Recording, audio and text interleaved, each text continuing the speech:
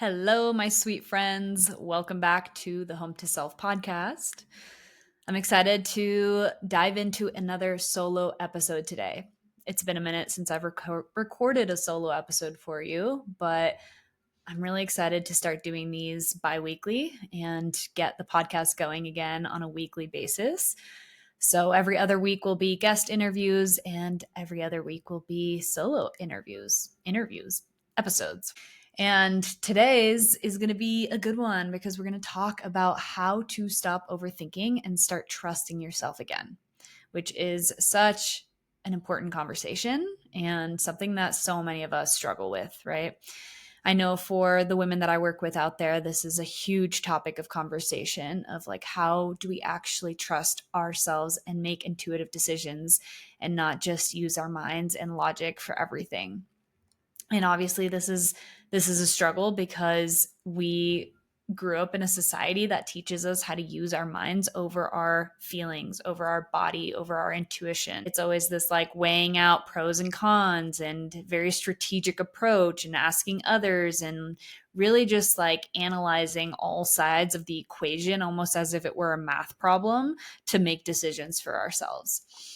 And it's a very, type A, logical, masculine approach to life.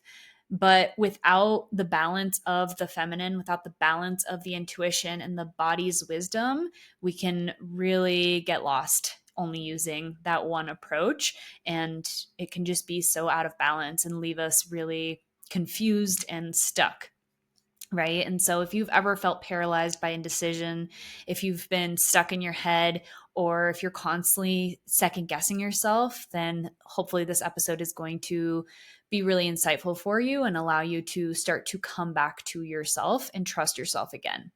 Because at the end of the day, the path that is meant for you is the one that comes through you, right? The one that feels right to you. And the clarity that doesn't come from just other people's opinions and how everyone else is living their lives, but how you are called to take steps forward. That is going to be your path to success. That's going to be your path to your highest alignment and happiness and vitality, right? That is kind of the whole point, is that we're all individual people and we have individual gifts and our journeys are supposed to be unique. Right. And so the only compass that we really get in this life that is true and actually the one to follow, if you ask me, is your internal compass. And yet, again, we live in a society that kind of teaches us the opposite. It disconnects us from our body. Everything is very heady. And it just, it teaches us to look outside of ourselves for answers and for clarity. And that only gets us so far. And so this episode is really going to teach us we're going to talk about why overthinking happens and how it doesn't just drain our energy, because it does. It's absolutely exhausting to constantly be looping and trying to think your way out of things. But it also disconnects you from your inner wisdom, right? It keeps us stuck in these cycles of doubt and frustration. The more we think about it, the more confused we get. And then we just feel paralyzed and so overwhelmed that we don't end up taking any action at all. And that's how we end up feeling really stuck in our lives. But what I want to remind you of straight from the beginning is that learning how to trust yourself again is a skill that you can develop. No matter where you are in your life or how long you've gone without trusting yourself, it's never too late. You're never too far gone. That intuition is not gone, right? It's not lost. It's always been in there. It's just might have gotten dimmed because of all these years of not trusting yourself and using your head for direction.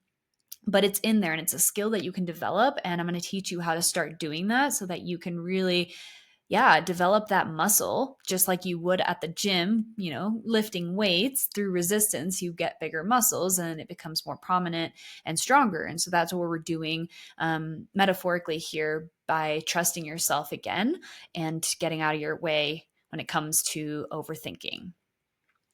So we're going to talk about how to break free from analysis paralysis and which steps to take to both rewire your subconscious, because that's really what's at the root here, and then how to start taking steps forward to actually build confidence and clarity. So let's start with just the foundation of why we overthink so much, right? What is at the root of overthinking? The root cause of overthinking is a fear of making the wrong decision. right? It's often driven by this deep-seated fear that there's a right and a wrong choice to make. Whenever we're faced with a decision in our lives, no matter how big or small, the mind thinks in duality and it thinks in black or white. Like one way is going to be right, one way is going to be wrong. And our biggest fear is that we're going to make a mistake, right? There's a deeper belief of right and wrong, and we think that if we choose incorrectly, then we're going to have to face all the negative consequences, whether that's failure or judgment or rejection or regret. These are feelings that naturally we don't want to experience as humans. And so whenever we come upon a decision, that's ultimately what is running the show behind all the overthinking, is we're trying to figure it out in order to make the best decision so that we can avoid the painful feelings of failure, judgment, rejection, etc. But the truth that we must come back to in order to free ourselves from this overthinking dilemma and just, loop that we can get stuck in is that there is inherently no wrong decisions. Let me say that again. There is inherently no wrong decisions.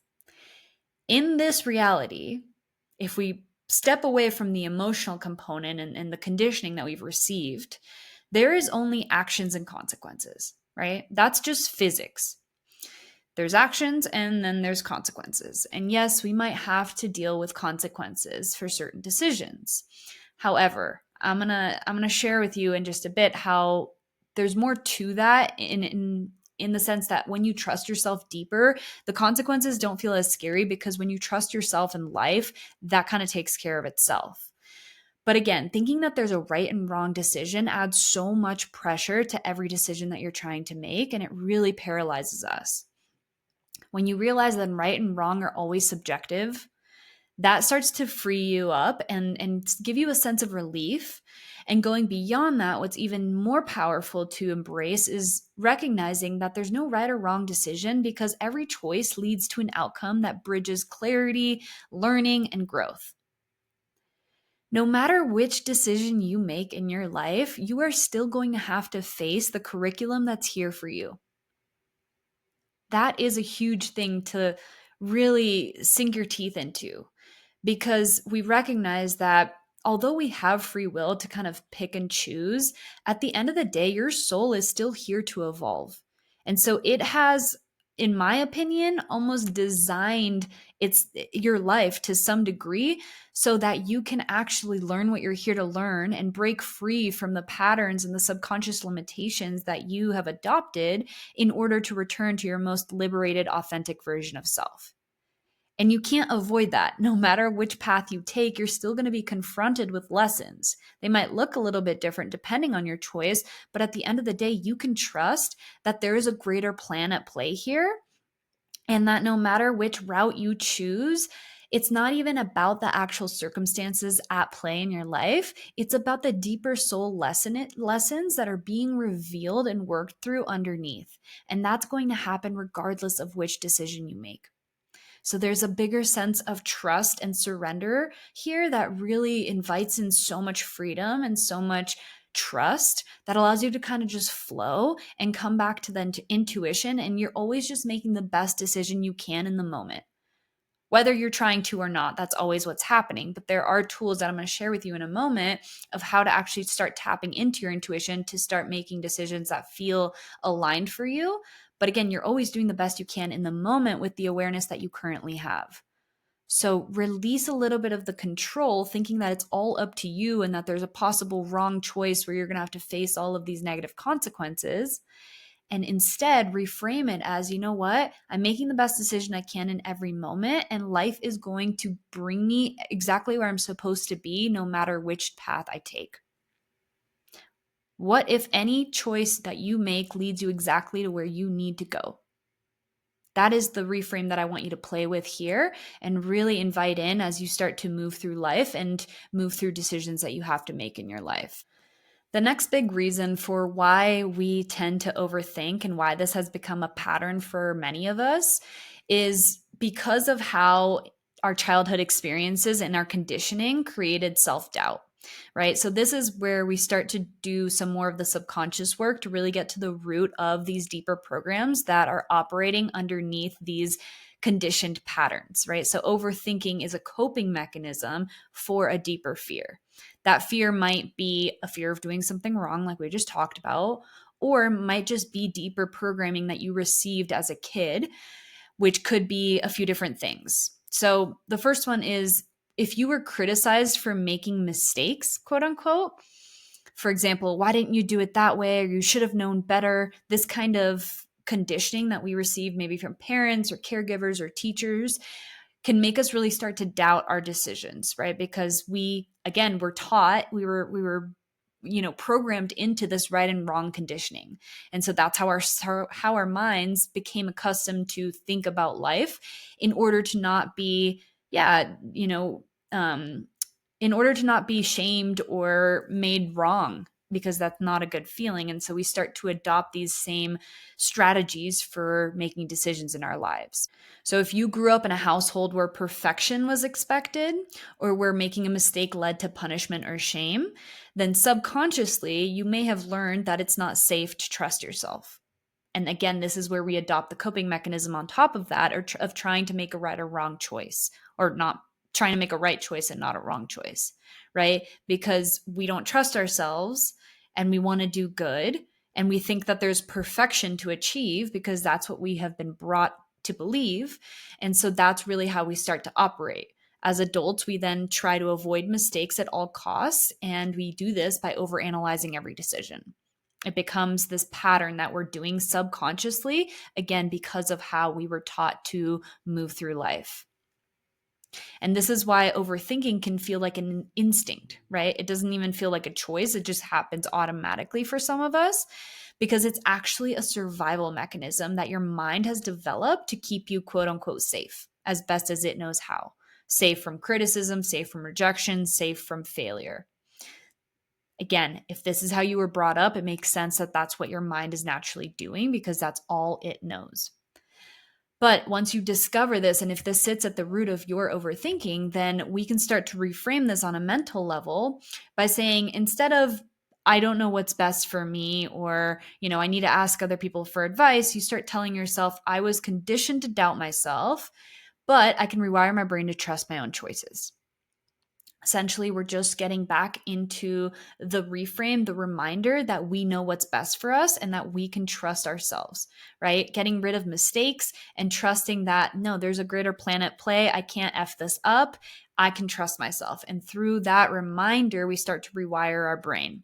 This is the mental component. We're also going to work on the somatic piece where we actually trust the body, because that is a huge part of this conversation as well. Okay. 2 more reasons for why we overthink that are important so that you can get to the subconscious root before you start working with how to actually create trust for yourself. So another reason we overthink is because there's a subconscious link between perfectionism and overanalyzing. This is a big one for a lot of my type A's who are trying to get it all right all the time and, really overanalyzing everything. There is a belief that overthinking and perfectionism are kind of tied hand in hand, right? So if you feel the need to make the perfect decision, then you'll naturally hesitate, analyze every possible outcome, and eventually get stuck in a cycle of procrastination. I know this story so well, this pattern so well. It's honestly funny that I'm even in a place where I can speak on this, because my whole life was this. It was just overthinking. It was stuck in my head. It was weighing out every decision. When I tell you that, like, one of my biggest struggles in life was making literally any decision for myself, I'm not kidding. Like, it was paralyzing for so many years.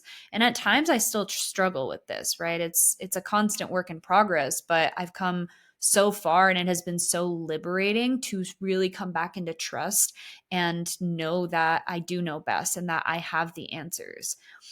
Because when you don't trust yourself, life just feels so intense all the time.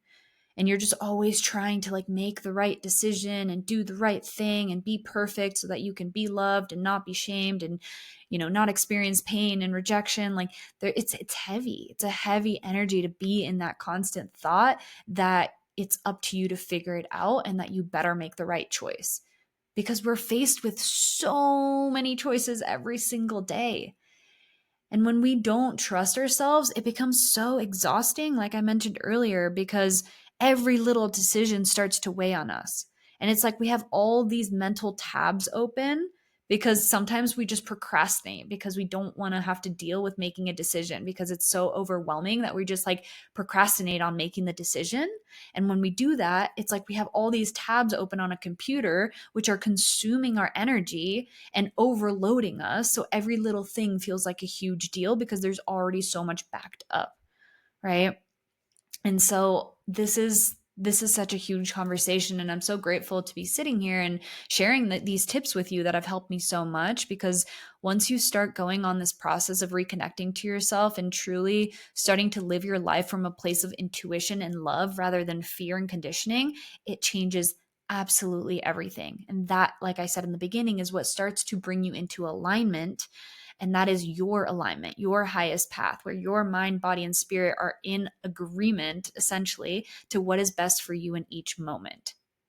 And that is a completely different way of life than what we have been taught to do. And so it takes a little bit of time, but it's totally possible and so liberating. Okay, so back to the topic of perfectionism, right? So, perfectionism often comes when there is a deeper fear of being judged or not being good enough, which again, this stems back to childhood, right? So, it tricks us into believing that if we can just figure it out, if we can just find the perfect solution, then we will be able to avoid discomfort, disappointment, or failure. This is the mind, again, the mind control of trying to keep you safe. And that is such an important reminder, is all of these coping mechanisms that we adopt, whether it's overthinking or perfectionism or whatever it may be, always remember that it's your brain trying to protect you based on the hurt that it has experienced in the past, usually when you were younger. So we don't want to fight ourselves because that's only going to make it worse. We want to understand what's going on a subconscious level, rewrite that story, and then start to take action to rewrite the actual narrative on a somatic and mental level. And the reminder to let go of the perfectionism is to remember once again that perfection does not exist. It just doesn't. You can never actually reach perfection, right? Because you're human. And the whole point of being human is that you're here to be messy. You're here to go through trial and error and figure it out along the way. If you were perfect, it means that you've been doing this for your whole life, right? You've never really had to learn something. And every new skill that you're developing, even if it's the one of trusting yourself, like it's going to come with its quote unquote mistakes, but they're not mistakes. They're just redirections. They're just teaching opportunities. And so if you view it that way, it just takes off so much of the pressure. And perfectionism, what it does, and what I know so well, is that it doesn't actually help you reach the perfect solution. All it's actually doing is delaying you from taking action, from moving forward, which is how you're going to learn and how you're going to eventually, through progress, through practice, reach closer and closer to a potential perfection, even though that shouldn't be the goal. But you know what I mean? You're just getting better, but that can only happen when you continuously take steps forward, not when you get stuck in the mental analyzing and solution finding pattern, right? That doesn't actually move you anywhere. So the more you think about a decision, the harder it actually becomes to make one, right? This is the cycle, the vicious cycle of overthinking and perfectionism. It's this illusion that if we just think a little harder, if we just analyze a little bit more, then we're going to find the perfect answer. But that moment never actually comes. That's the hard truth to really remind yourself of, the reality to come back into, to snap out of the overthinking. And the perfectionism is like, thinking alone is not going to get you there. It's action that actually builds confidence, right? Confidence isn't built by thinking, it's built through action. It's built through messy action. It's built through learning. It's built through experience. So instead of waiting for certainty, ask yourself, what is the next best step I can take right now? Remembering that action breeds clarity, not the other way around. And so then the last piece of why a lot of us overthink and why it keeps us stuck and disconnected from ourselves is because our brain defaults to seeking external validation instead of trusting ourselves. Right? So this is another big pattern of overthinkers is seeking reassurance before we make decisions. I know for myself, all of these apply. So that might be the case for you, and that's okay. They're all kind of tied together, but it's really powerful to start to notice what's going on a deeper level, because if not, change becomes really difficult, right? So awareness is always the first step, and that's what we're doing in this first part of the podcast. And then we're going to get into the how. How do we actually trust ourselves again? So stay with me. This is our last little piece here, but it's important to recognize that if you are in a pattern of always seeking answers and solutions and reassurance outside of yourself, that is, again, it's further disconnecting you from your own intuition, because you are clouding your own perception with all these other opinions, whether that's going on Google and constantly searching for validation, or whether it's, looking at how others are doing it or calling up all your friends. This is a coping strategy, again, for that deeper fear of, what if I pick the wrong choice, right? Of feeling like it's all up to you. And then that just feels so intense that you're trying to reassure yourself through external means. And again, this can be texting 5 friends for advice before you make a decision, or researching every possible option, or waiting for someone else to confirm when it's the right path. Whatever it may be, however it shows up for you, it all comes down to a lack of trust in our own intuition. That's really it, because a person who trusts themselves doesn't need everyone else's validation before taking that step. If you are deeply connected to your knowing and you're like, you know what? All I know is that this is what I'm supposed to be doing right now. That is all the confirmation you need. That's it. And over time, you will start to see this more and more, the more that you actually take decision or make decisions from that place of intuition.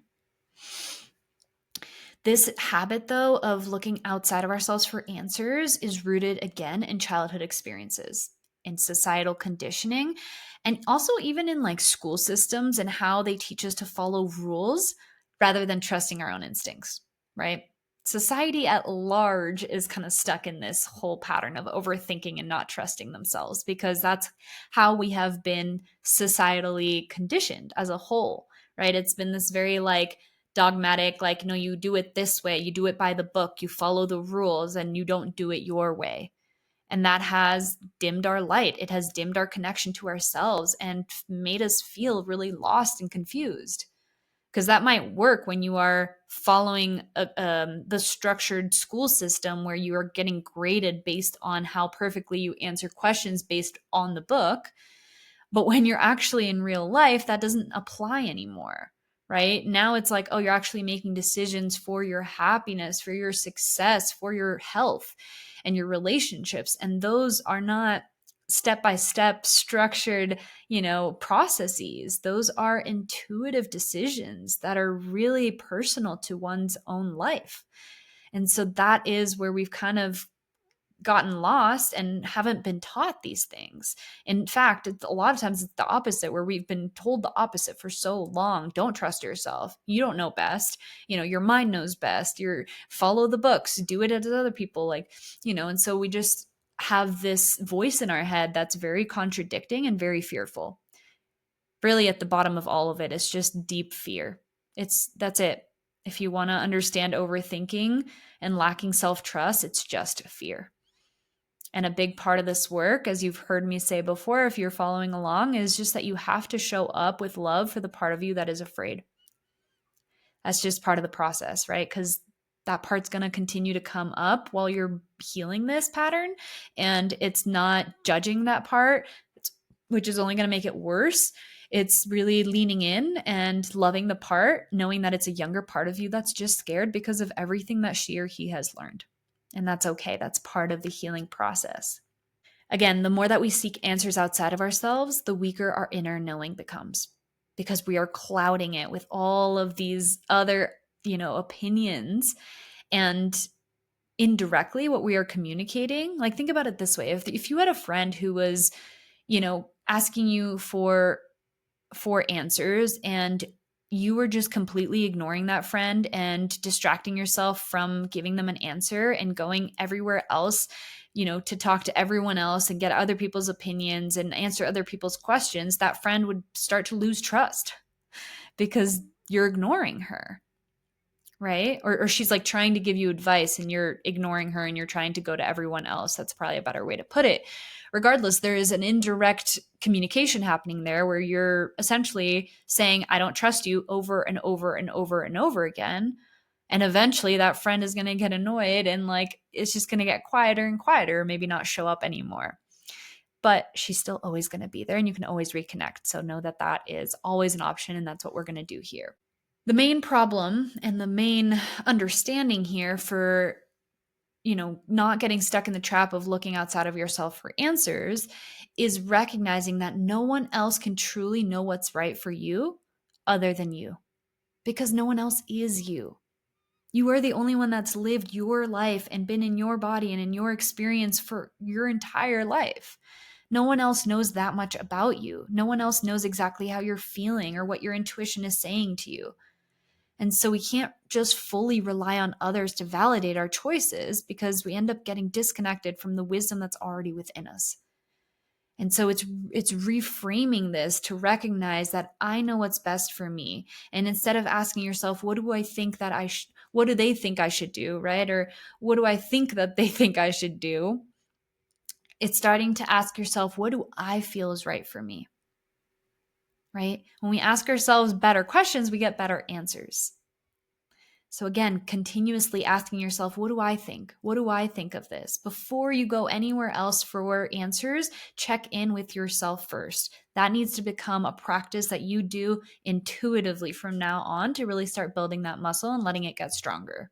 And what this process is going to start doing is helping you make decisions that genuinely light you up, as opposed to doing what you like keep doing, which is picking the safe option or the socially acceptable choice instead of what your intuition is telling you, right? This is, again, part of asking others for advice and looking outside of yourself is like deep down, your subconscious thinks that that is safer because that's what you've been taught.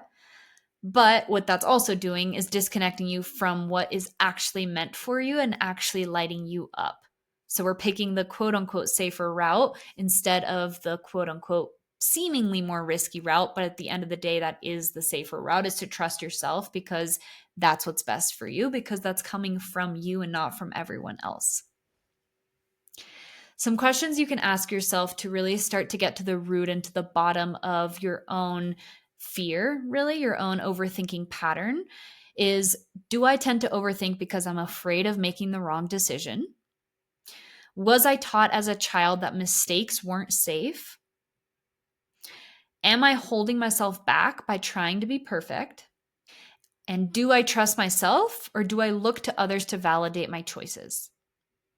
These are 4 questions that are, related to the 4 points we just went through and are going to help you build awareness, which is always the first step to change.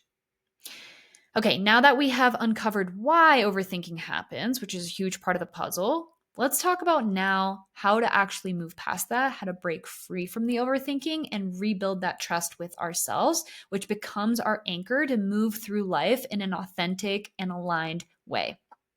So, the first step here is the mindset work that happens when you automatically are stuck in an overthinking loop, right? The moment that you catch yourself overthinking, what you can really know in that moment is that overthinking thrives on worst case scenarios. And the main phrase here that usually comes up is the what if. What if this happens? What if this goes wrong? And it's usually in the worst case, right? The worst possible outcomes is what the mind automatically goes to because, again, the mind is trying to keep you safe, and that is its job. The mind is designed to predict and protect because its whole job is to keep you alive. It's not designed for you to thrive, right? But it can be programmed to that. But instinctually, on a primal level, it is designed to help keep you alive. And it does that by trying to predict the future by using your past hurtful experiences and the dangers and the threats you've experienced in the past to try and predict what might happen so that hopefully you can prevent it. That is the design mechanism of the mind. And so knowing that, you can assume that automatically your mind is going to run through all the possible ways in which things could go wrong. And again, what that does is it keeps you stuck in indecision and fear. Because whatever we're imagining, our body is responding to as if it were happening right now. That is the trap. The future doesn't actually exist, right? It is our thoughts about the future that are actually happening in this now moment, causing us to this state of fear and anxiety and overwhelm, from which we then get stuck and don't take action and get stuck really repeating these similar patterns from the past that we're actually trying to get away from.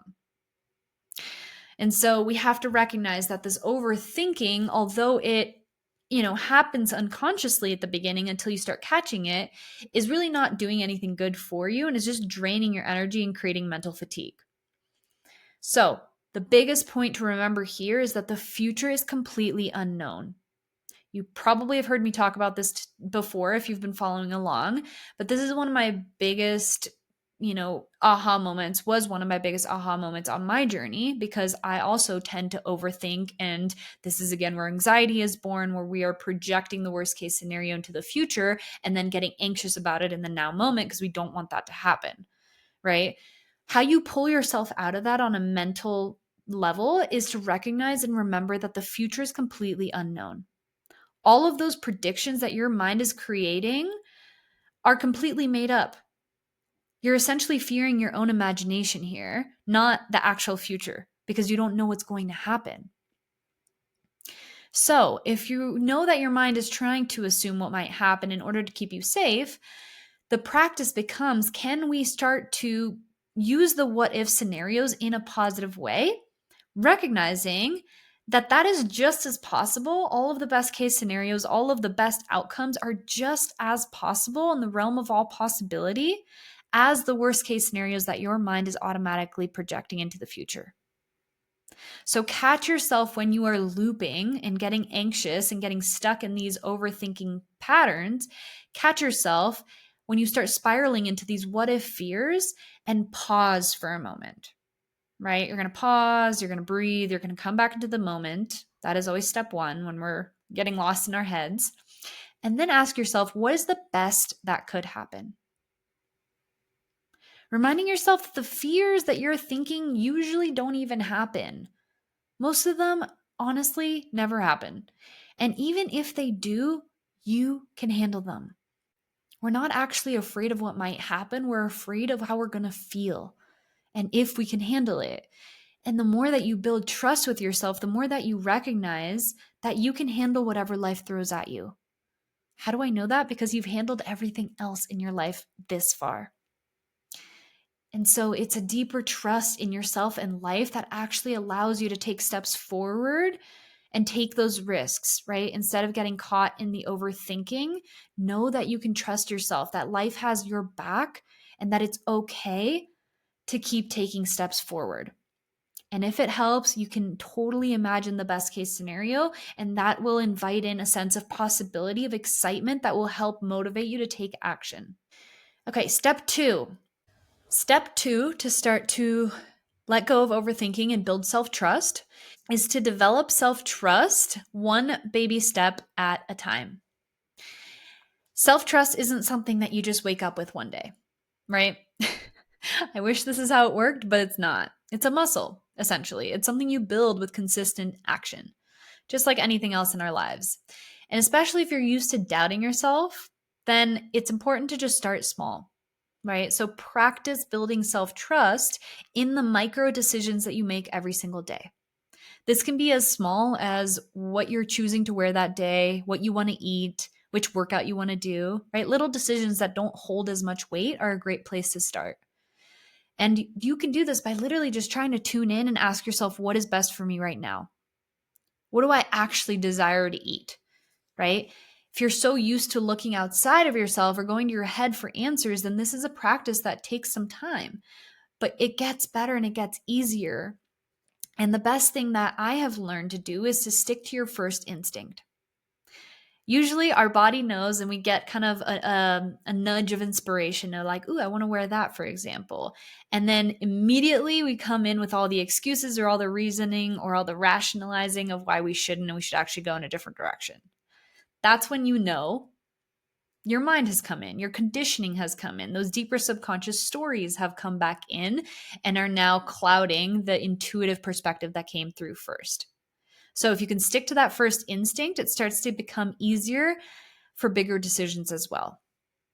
And the last kind of piece here is stop asking everyone else for advice.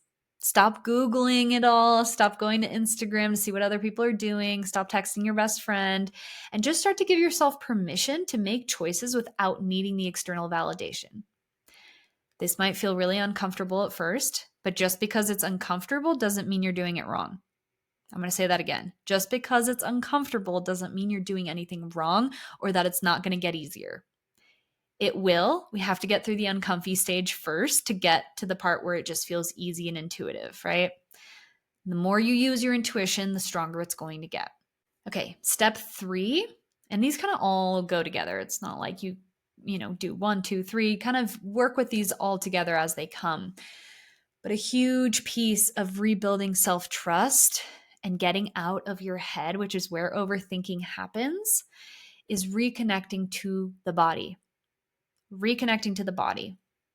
It's almost impossible to be stuck in thought while also deeply connected to your body, right? And so this is the answer. And your body always exists in the present moment, right? Your mind is the one that can get lost in potential future scenarios or replaying the past, where so you're not focused on the now, but your body is in the present moment, right? It feels whatever it feels now. And so that is always your anchor back into the present moment, which is also the anchor in the house for your intuition, is through the body, not through the mind. So the fastest way to break out of this overthinking mental loop is to shift your awareness from your mind into your body. And there's a lot of different ways that you can do this. I'm sure you already know a few. Breath work is one of them. Meditation is another one. Any sort of movement or stillness is going to help with that. And we'll talk about that in just a moment. But again, when you're stuck in this analysis paralysis, you're disconnected from your intuition, right? Because the intuition speaks through feelings, it speaks through the body.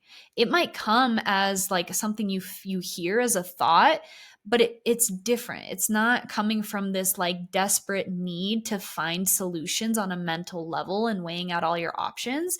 It comes kind of when you're not looking for it or when there's more clarity and peace, right? When you're more regulated, that's often when you're going to either feel it or know it or hear it, however that comes through you, but it's not through logic, it's through intuition. So a few ways that I love to tap into my body and therefore my intuition, especially when there is clarity that I am seeking, is first and foremost, number one step, always, always, always, is to get quiet, quiet the noise. And this can be the noise of other people's opinions. This can be the noise of social media. This can be the noise of your own thoughts and that voice in your head that's constantly trying to figure it out, right? It's quiet the noise. Let the dust settle and remember that your intuition speaks through whispers, little nudges. It's gentle. Whenever there is a force and a yelling and like someone that's like desperately begging for your attention or trying to make you do something, you can almost always assume that that is the voice of fear. That is the voice of the ego because it's scared. Obviously, think of it again, if it's a little kid that is scared, it's going to get louder and louder and louder because it's getting more and more scared the more that it doesn't, feel safe. The intuition is a deeper knowing. And it doesn't need to be loud about it because it already knows. And so it's more gentle, it's more quiet, it's more of a whisper. And you can only really hear that and feel that when the rest of your system is regulated, when there isn't so much noise and distraction. So I always say, when you don't know what to do nothing. When you don't know what to do, first, do nothing. Don't act from a place of impulsivity and fear and desperation, because that's never going to be the most intuitive path, right? If you can give yourself the luxury of just taking a moment or a few hours to just slow down and reconnect to yourself and your body, that will give you the best case scenario to really start to make a decision from an intuitive place. After you have slowed down a little bit, gotten out of your head, put your phone down, whatever it may be, you have a couple options. One thing that I love is moving my body in a gentle, intuitive way. So for me, the best way to start to reconnect and gain clarity is to go for a walk outside. There's something about stepping outside that your mind kind of reflects your environment. And so if you're stuck in a home or in an apartment, it feels rigid and like enclosed. And that's your mind usually feels the same way. But when you step outside, the vastness, the expansiveness of nature, of the open, really allows you to expand your perspective as well and feel more like relieved, right? You're not as like trapped. You feel more open and expansive. And that is huge for, finding answers and not making it from a place of smallness and fear. Going for a walk is also really helpful because how they say that walking can be like a walking meditation. There's something about movement that allows you to move energy that is stuck. Because when we have stuck energy, which comes also from overthinking, right? From being stuck in the head, it's like energy that's just looping and it's not moving through and cycling through. So it feels heavy and like confusing. When we actually move our bodies in a gentle, intuitive way, whether it's yoga or stretching or dancing or shaking it out or walking, it allows us to get that energy moving, and therefore allows clarity to come through. It gets things to flow again, right? Which is really important for finding that clarity.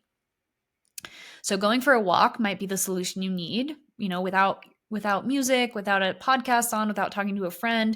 Can you just be present and really notice your body and walk slowly and notice nature around you? Not with the intention of trying to figure it out, because again, we're not trying to force our way. That's only going to get us stuck, but really just like surrendering and seeing if the answer comes to us by just being present in the moment and reconnecting to ourselves. The last tool that I love to use here to really reconnect my body and get out of my head is some sort of meditation practice. And again, we can't go into this with the intention of like, I'm going to sit down and get the answer. I'm going to know what to do. Like, you can't force it, because that's, again, your ego getting in the way. The answer will come to you when you are ready. That is the best way that I can explain it to you. And so the more that you trust that and surrender the control to like figure it out right away, the more you open yourself up to actually receiving the answer that's true to you. And so if you can go just into like a 5-10 minute meditation where you close your eyes and you just become aware of your breath and you get out of the thinking mind and you become the observer again, which is like you coming into the seat of your soul, your higher self, your most authentic self, that's where a lot of the answers come through. For me, meditation is my direct path to my higher self, and that is my path to my intuition and my highest knowing. This is why I really, really strongly encourage every single person, and especially all my clients, to adopt a consistent meditation practice. If you don't know where to start, the Ziva meditation, that's Ziva by Emily Fletcher, is an amazing practice that is simple and it's meant for the busy, everyday modern human. She has a book called Stress Less, Accomplish More. If you want to grab a copy, it's really profound. It's what convinced me to start meditating 6 years ago, and I still do it every single day. And it's by far the most important practice in my life. And again, a big reason for this is because it allows me to connect to myself on a deeper level and actually find my own clarity and connect to my intuition, because you kind of step away from the thinking mind, from the ego, and you sit back into the observer. And that's where you can kind of gain the higher perspective. You can see the big picture and it gives you a lot of clarity. And so, yeah, these are powerful ways to get out of the thinking pattern, the overthinker, and step back into the awareness and the higher self, which is going to help you take steps forward. Your body knows, and the more you tune in, the clearer your answers will be. And then the last step here of really starting to rebuild your intuition and trust yourself again is to start taking action imperfectly. It's just about doing it messy. Really, I know we've heard this so many times, but how often do you actually do that? How often do you actually allow yourself to be a beginner at something and let something be imperfect? That is such a powerful practice, especially for those who have practiced perfectionism for so many years. It's so uncomfortable, but it's so liberating, you guys. The only reason that this podcast even exists is because I literally gave myself permission to do it imperfectly.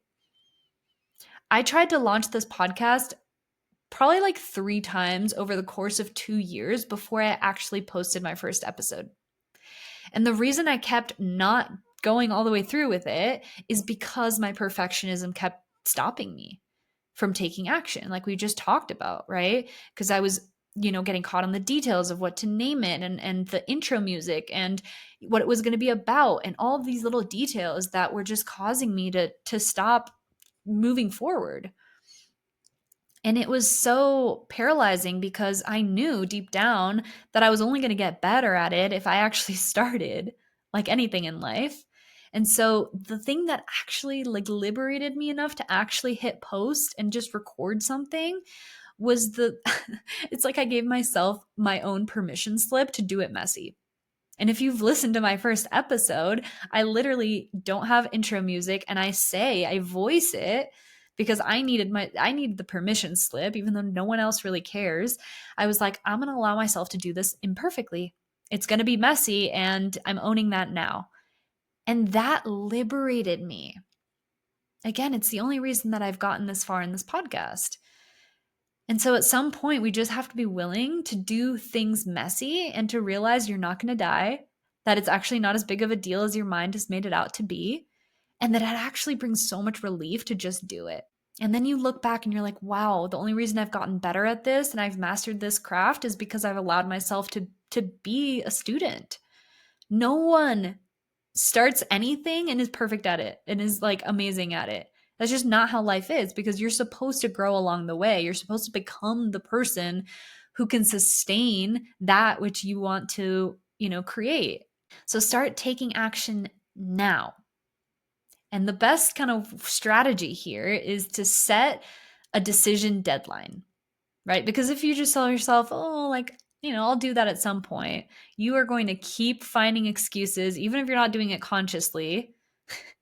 This is the funny thing is like we subconsciously, we sabotage ourselves when there is a deeper fear that we haven't addressed. That's why we went through the fears first, so that you can be really clear of when this comes up and you know how to work with yourself, right? You know how to reframe the fears so that they don't feel as big and intense.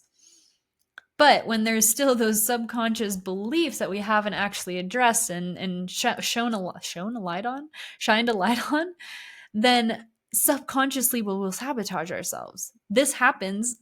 This happens so much. For example, there was a hard conversation that I needed to have with a friend. And I, had thought about it. I was like, okay, this is what I'm going to say roughly, like, and this needs to happen. But like deep down, I just was trying to avoid it because it's uncomfortable. And even though I told myself, okay, I'm going to do it eventually, I'm going to do it like, in the next few days, I didn't give myself a decision deadline here. So I'm proving the opposite point. It's so funny to see how I manifested excuses. Like literally that I was having a conversation through text with this friend and I was like, okay, I'm going to do it tonight, but I kept waiting. And then that friend went to bed. So things like that, where it's just like, oh, like giving myself an out that feels like it was out of my control. But I'm like, to what degree are we subconsciously manifesting this because we are still pushing it away energetically because we haven't fully committed? Not realizing that it's only affecting us more because usually what we want is on the other side of that uncomfortable step.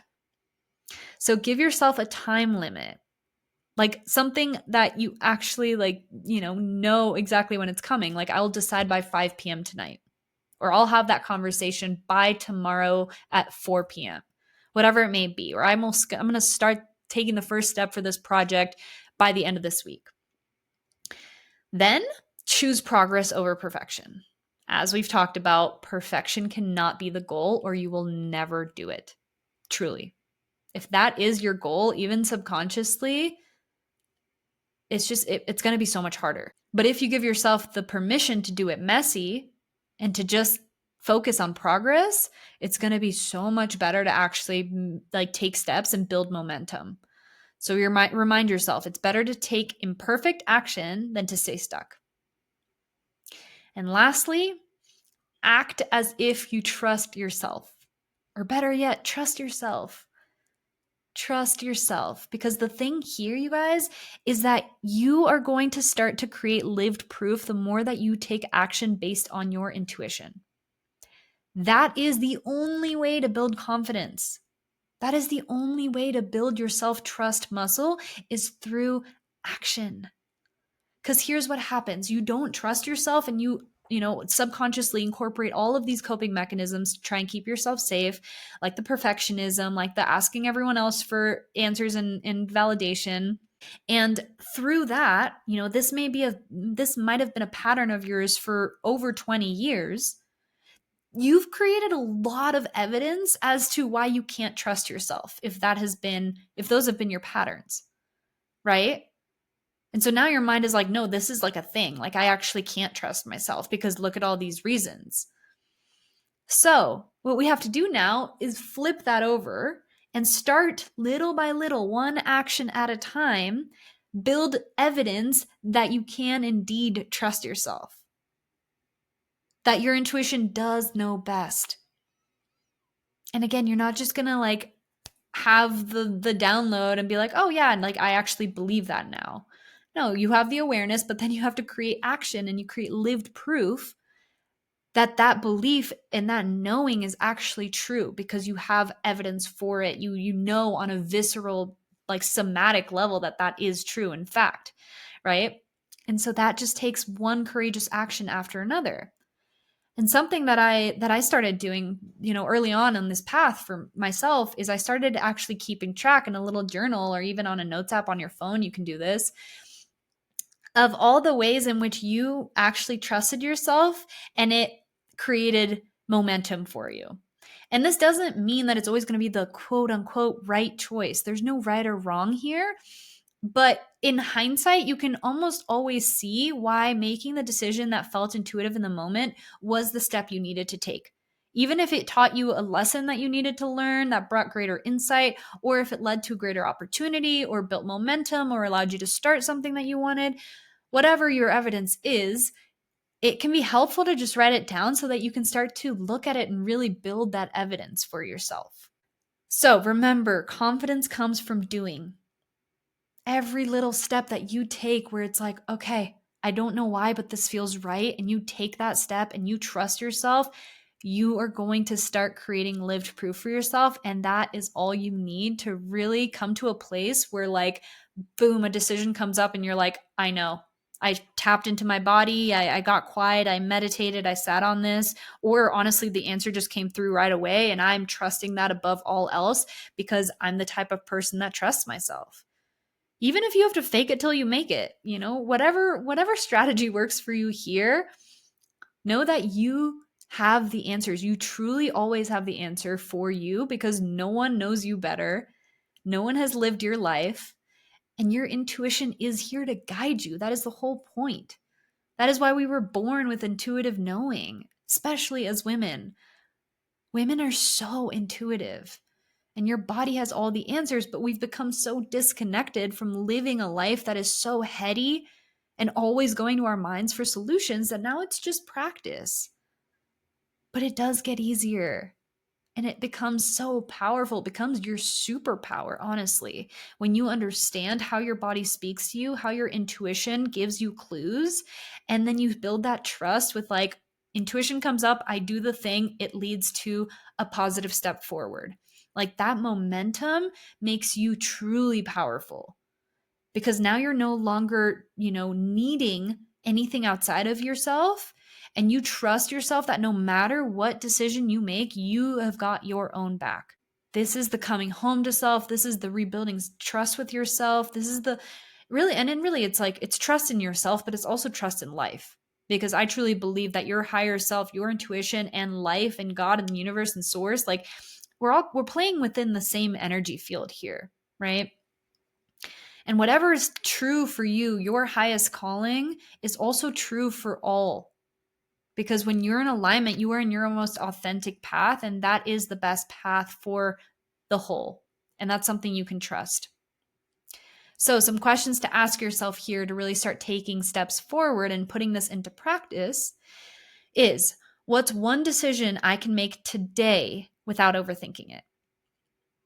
So trust whatever is coming through here, whether it's starting a new business venture or reaching out to someone or having a hard conversation or taking a step forward in your health, whatever is first to come through. Again, this is a practice of self-trust, right? It's not about thinking about it and weighing it all out. What's one decision you can make today? And then I encourage you to go do that today.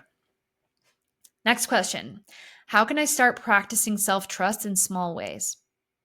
What is one thing that you're like, oh yeah, I always get tripped up there? Is it what you eat? Is it what you wear? Is it, what you do first thing in the morning, your morning routine? Is it your workout routine? What is it that comes to mind that you're like, I would love to start practicing more self-trust there, and I can do it in small ways? You can journal about that. What does that look like? And then again, put it into practice right away. The last question for you to think about is, am I willing to let go of perfection and take messy action? This is only something that can come if you truly give yourself permission, when you understand the value of taking messy action over trying to find the perfect way of doing something, and recognizing that that is part of being human. And it actually makes you so much more, I don't know, it's so much more of like that energy is so much more welcoming and honorable and respectable, because it's true. It's real. There's just something so beautiful about people who are just like, yeah, I don't really know what I'm doing, but I'm trusting myself here. I'm trusting the calling.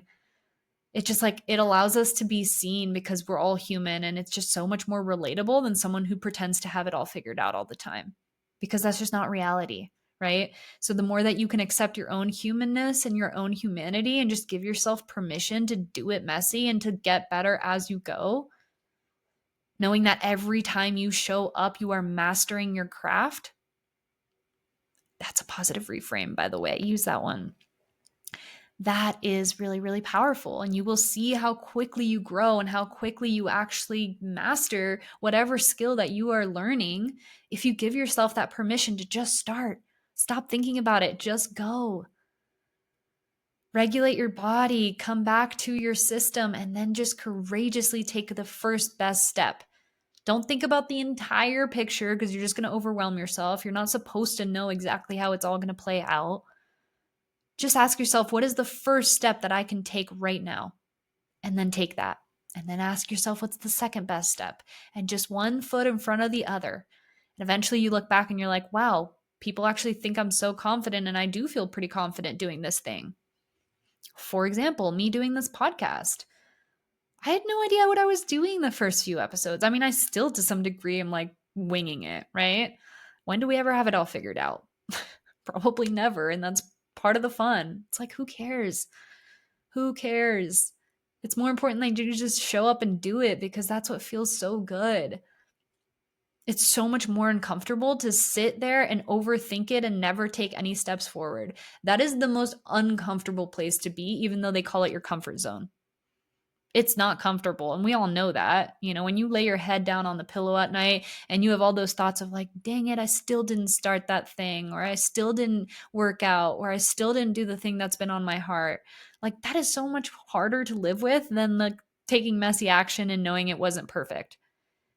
If you can just laugh at yourself and be like, you know what, I'm learning, but I'm proud of myself for trusting myself and taking that first step, that builds so much of a healthier relationship with yourself and accelerates the growth process so much. All right, you guys. So, in closing, trusting yourself isn't about never making mistakes. It's about knowing that no matter what happens, you have your own back. It's knowing that there's a greater plan at play, that there's no right or wrong choices. You're just here to learn. Like you're literally just like gliding down the river and you're gonna come upon stones and sticks and leaves and things, and like you're just learning. You're just here to experience life. But your biggest compass that is going to get you to exactly where you want to be is your intuition, is your deeper knowing that has nothing to do with what you've been taught, nothing to do with how other people are doing things, nothing to do with how you think it should look, and everything to do with what you are being called to do and how you're being called to be in every single moment. It's one moment at a time. And you do that by practicing coming out of your head, reframing those beliefs, and then really trusting yourself on a body level, right? Taking action from a place of intuitive clarity, not from overthinking and pros and cons list. I was the queen of pros and cons list, you guys. It's crazy. Like, this is such a perfect episode because I was in one total extreme and now we're making our way to the other, but it's just crazy. So like let me be an expander for you to realize that it's totally possible for you. And oh my God, it brings with it so much peace because you're not just constantly in this like tense, like fearful, controlling, state of being where you're like, oh my God, next decision's gonna come and I'm gonna have no fucking idea what to do. You just like actually like allow yourself to go with the flow. And you just aren't as scared because you're like, it always works out for me. It always works out for me. I know what I'm doing. I can trust myself. Life has got my back. Like all of these mindset shifts that really start to put you in that energy of like, I got this. The more you trust yourself, the less you'll need to rely on overanalyzing and overthinking every single decision or asking everyone around you. And that is so liberating. Like, think about how you would feel if you truly trusted yourself. How much energy would that bring back into your life? How much confidence would you feel, right? How much more would you take action? How much less would you procrastinate? I mean, it's literally a night and day difference. So I hope that this episode has been helpful for you. If it has, I would highly, highly, highly, request and ask of you that you please share this with a friend who would benefit from this conversation. And if you have a few minutes, if you could leave a rating and review wherever it is that you're listening to this show, I would appreciate it so, so much. That is how you help me grow this show so that I can get it out to more people and continue to bring episodes for you guys that really help us all to grow and heal together because we're all on this journey together.